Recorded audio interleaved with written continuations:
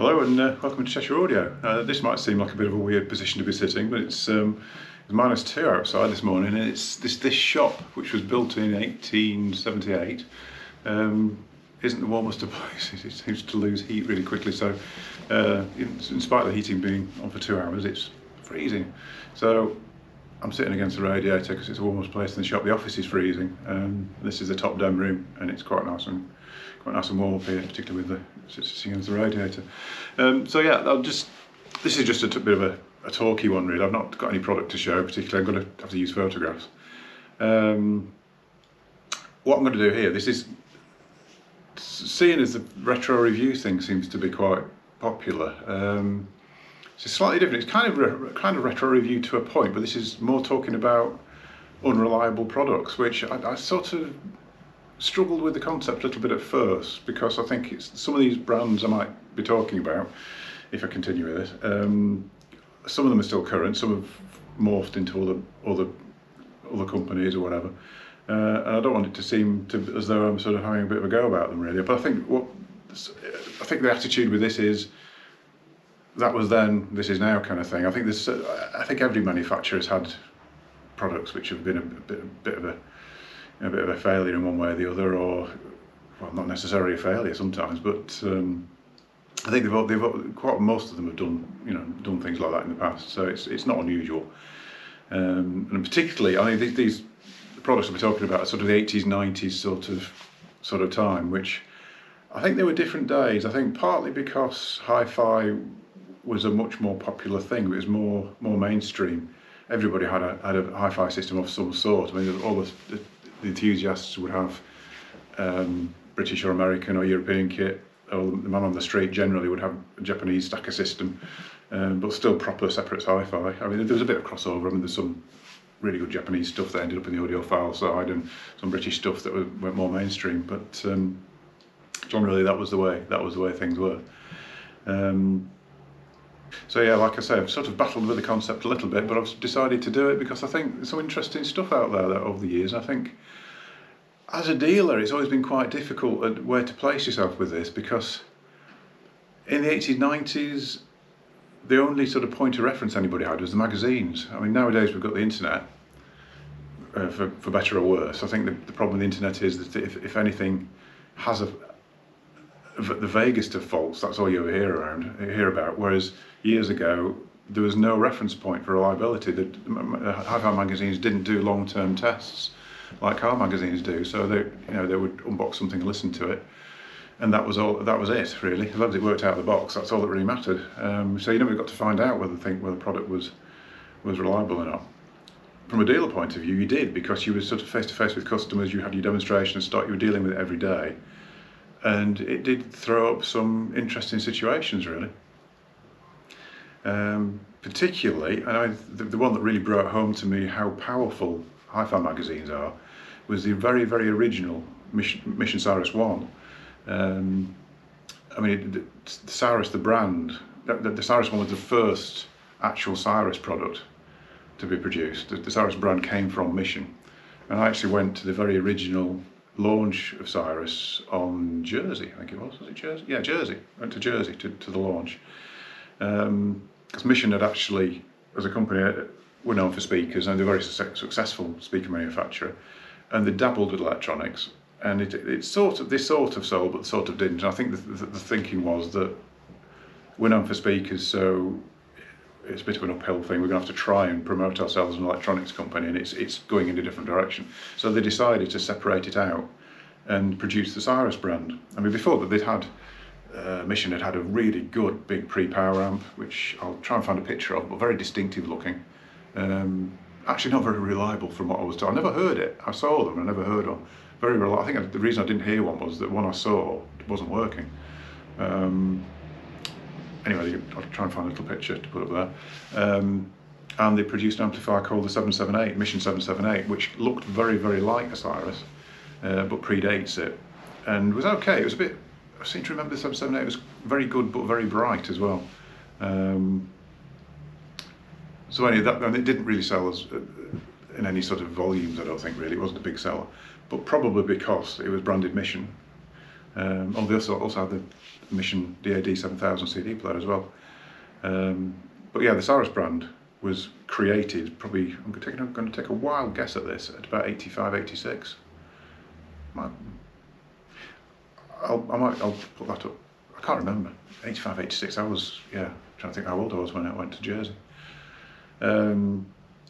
So the Cyrus brand was created, and I remember the spiel at the launch being that they produced this product which was going to be class leading, and they're keeping the price down as low as possible, and it sounded fantastic. I remember listening to it thinking, yeah, this is going to be definitely going to be a real class leader, this one. And it's sort of, in times since, I've sort of thought, hi-fi, you've always got three aspects. You've got price, sound quality, reliability, and they're all pulling against each other. And generally, if you look at hi-fi products, around that time particularly, actually it does refer to now as well, doesn't it? But back then, if you were keeping the price down, it would either be reliable or sound good. You couldn't really have the two. And in the 80s, 90s, most companies, because hi-fi was such a major thing then, and it was so easy, I mean, it was not the easiest of things, but it was much easier then than it is now to produce a product and market it and get it out in the public eye.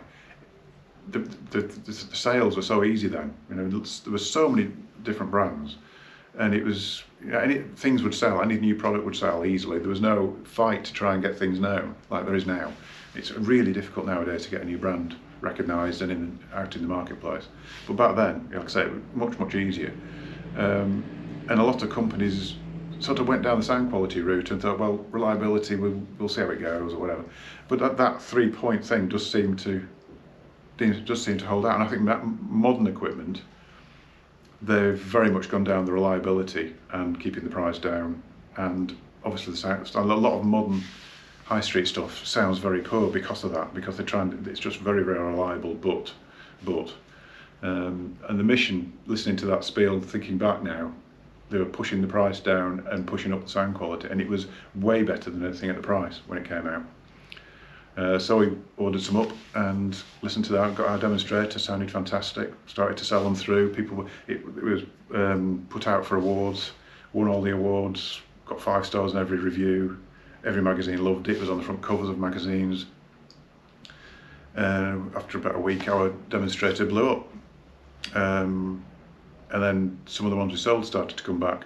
Wouldn't work, gone dead. I remember ringing up Cyrus and saying, look, we've got a problem with the demonstrator, but we've had a customer's amplifier back. So, oh, no problem, we'll just send you a new supply board, don't worry. So, I don't think I'd actually said what was wrong with it. I think it was almost like, oh, yeah, we know what's going on. We'll send you some supply boards.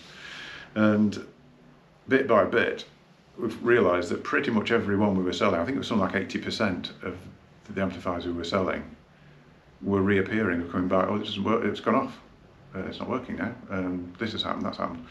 And yeah, it was horrendous. They were all starting to come back, and I got to the point, and some of my colleagues got to the point of saying, we're not selling it at the moment, because somebody coming out.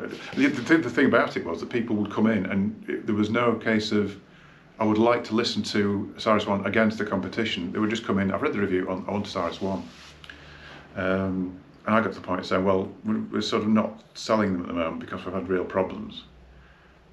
And the usual answer to that, which still amazes me today, was, so you can't sell me one then? Is there anywhere else around here that sells a Cyrus 1? So no, hang on, I just said it's not. All the ones we've sold have gone wrong so far, apart from a few. So that's why we're not selling. Oh, right, okay. So you're not selling me one then? He couldn't get. It was almost as though they'd read the review, and that was what's in their mind. They wanted this product, and well, hi-fi dealers you can't totally trust. So he's selling it. He must be saying that for such and such reason. So I'm going to ignore what he's saying because that's what I want. And that brought it home to me in some ways. I think, forgetting the weird logic that if you're walking into a shop with some money and saying, here's my money for that product, and the person who is saying, no, I don't want your money, just think about this, because wouldn't it be easier for him just to say, yes, I'll have your money? So that aspect of the logic didn't seem to be picked up by people, really. It was, oh well, I've read the reviews, and the magazines are the experts, and therefore. So it became a bit of a quandary what to do. So what I ended up doing was talking through, saying, well, here's your amplifier you want, but we've had this, and this happening. This is the situation. It's up to you.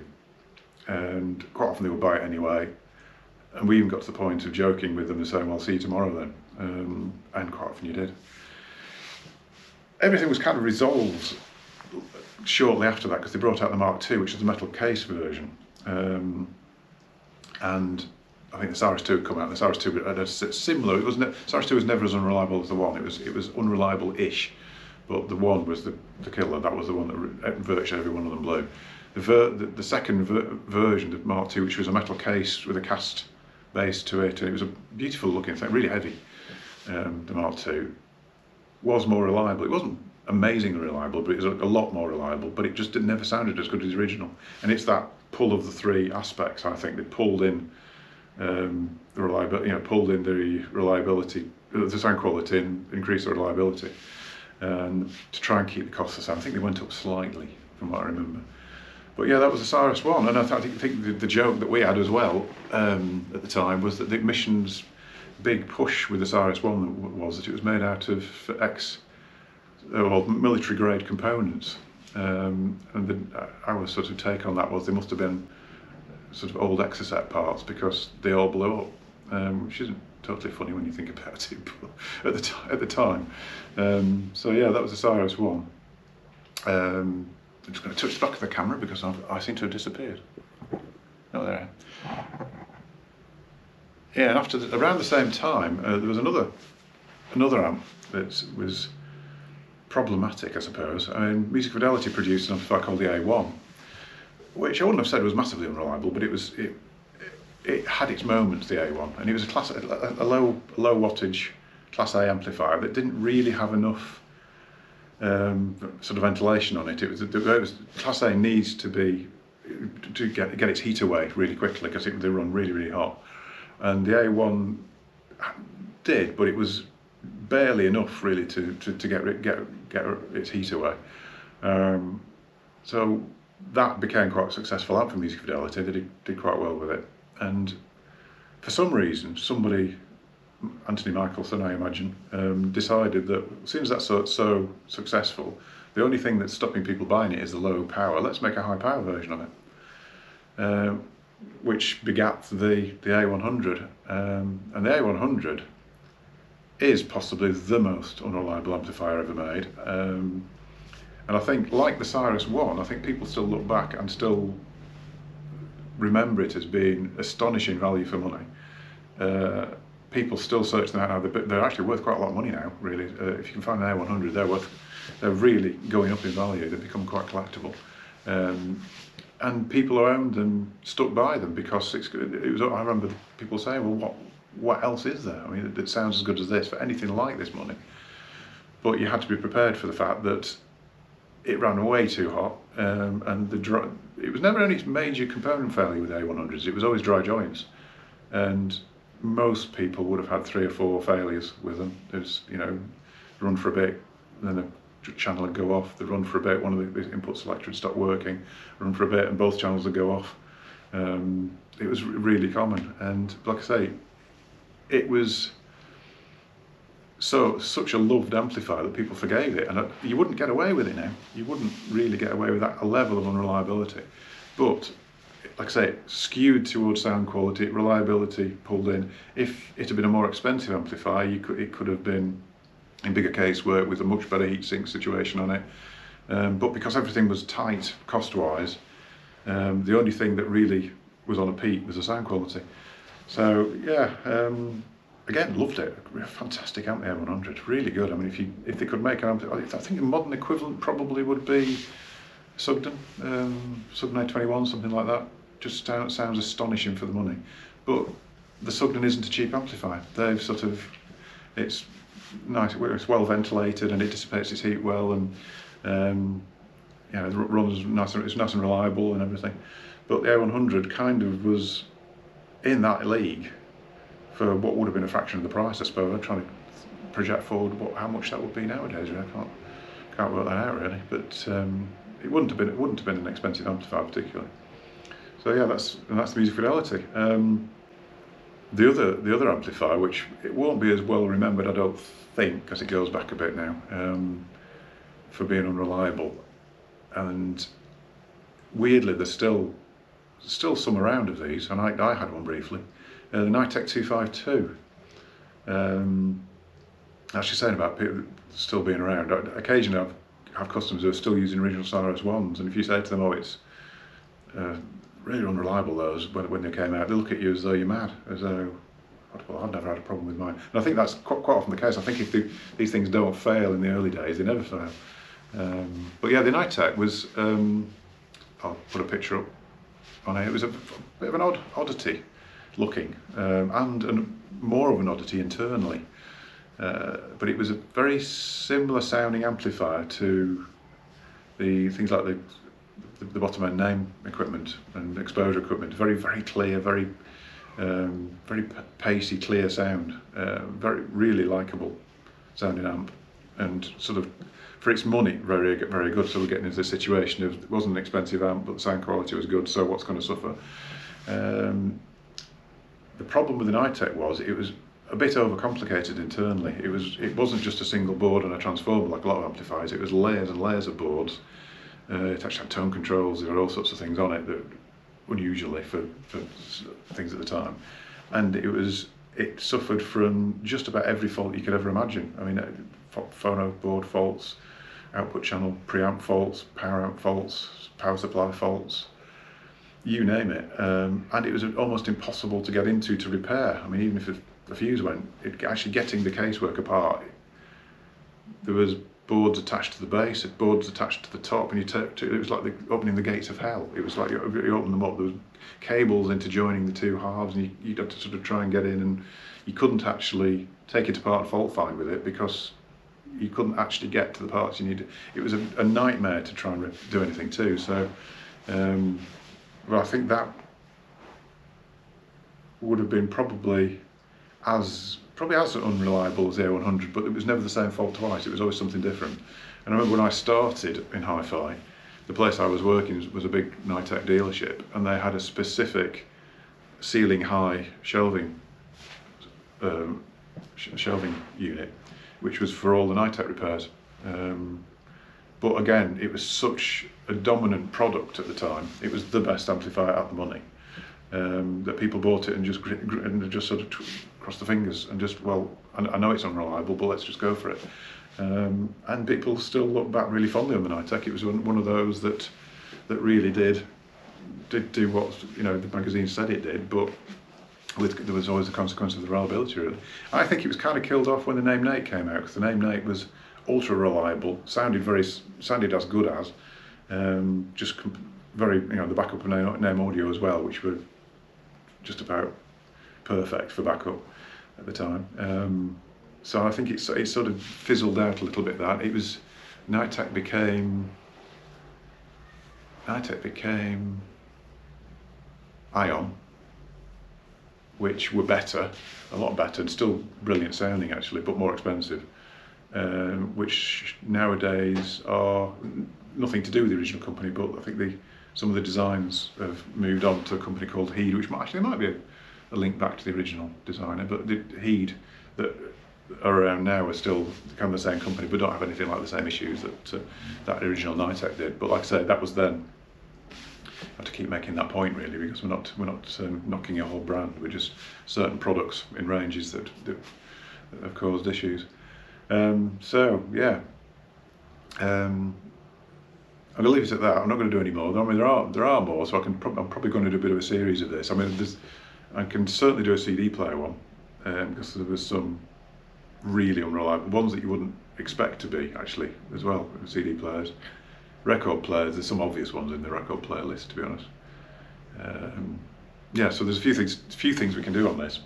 Possibly do some more amplifiers, but I think that they're the main three probably of what I can think about. So yeah, I'm going to leave it at that. Let me know in the comments what you think of this idea. I don't want to upset anybody, and I know people might have a favourite amplifier or whatever that I've just told them is unreliable. Basically, if it's going now, then it's going to go forever, because, you know, like I say, sometimes these things can be unreliable and it can completely pass you by. So I wouldn't worry about it. It's just one of them things, really. I think I said every make has had some sort of quirky model that they've done that's not been 100% over the years. I can think of even people like Name Audio and Lin, and even Riga had things that have been a bit quirky, really. I mean, they're fairly consistent, but there's been some things that have been higher than you would want, reliability-wise, percentage-wise.